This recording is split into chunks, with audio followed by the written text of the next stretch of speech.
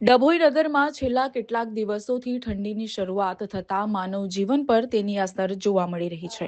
વહેલી સવારે તેમજ રાત્રિના પવનના સુસવાટાથી નગર ઠંડોગાર બની જાય છે.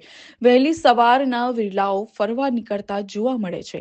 સાથોસાથ એસટી ડેપો પર પણ વહેલી સવારમાં મુસાફરોની સંખ્યામાં ઘટાડો થયેલો જોવા મળે છે. શિયાળાની ફૂલ ગુલાબી ઠંડીએ ધીમે ધીમે પોતાનો તીખો ચમકારો બતાવવાનું શરૂ કર્યું છે. રાજ્યમાં ઠંડીનું મોજું ફરી વળ્યું છે.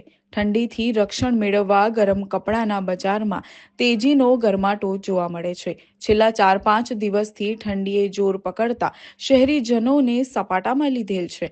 ઠંડી સામે રક્ષણ મેળવવા નગરમાં આવેલી દુકાનોમાં તેમજ ડેપો રોડ પર ગરમ કપડાની લારીઓ તેમજ દુકાનો પર ખરીદીની ભીડ જોવા મળી રહી છે. કેટલાક બહારના વેપારીઓ તો ફૂટપાથ પર સેલનું બોર્ડ લગાવી ગરમ કપડાનો વેપાર ધંધો કરતા નજરે પડે છે. આ બહારના વેપારીઓ સસ્તા ભાવે ગરમ કપડાં વેચતા હોય છે, જેથી ગરીબ અને મજૂર વર્ગના લોકોને આ કપડાં ખરીદવામાં સરળતા રહે અને તેઓ ઓછા પૈસાથી ઠંડી સામે રક્ષણ મેળવી શકે. ગ્રામ્ય વિસ્તારના લોકો જેકેટ પહેરવાનું વધુ પસંદ કરે છે, કારણ કે દરરોજ મોટરસાયકલ પર ડભોઈ આવવા જવાનું થતું હોય.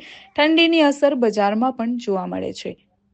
તલ, સાંકળી, મેથી પાક, શિયાળુ પાક જેવા આરોગ્યવર્ધક ખાદ્ય સામગ્રીનું વેચાણ પણ ખૂબ જ વધ્યું છે. માલી તુજારોના ઘરોના બંગલાઓમાં હીટર પણ શરૂ થયા છે. ઠંડીમાં સૌથી કફોડી હાલત ફૂટપાથ, રેલવે પ્લેટફોર્મ, મંદિર કે ધર્મશાળાઓના ઓટલા પર રહેલા લોકોની હાલત ખૂબ જ દયનીય બની ગઈ છે. ગરીબ વર્ગની હાલત ઠંડીએ બગાડી મૂકી છે. એ ગરીબ વર્ગનો ઉપર આભ અને નીચે જમીન પર સૂવાનું હોય છે, એટલે ઠંડી તેઓ પર વધુ અસર કરે છે.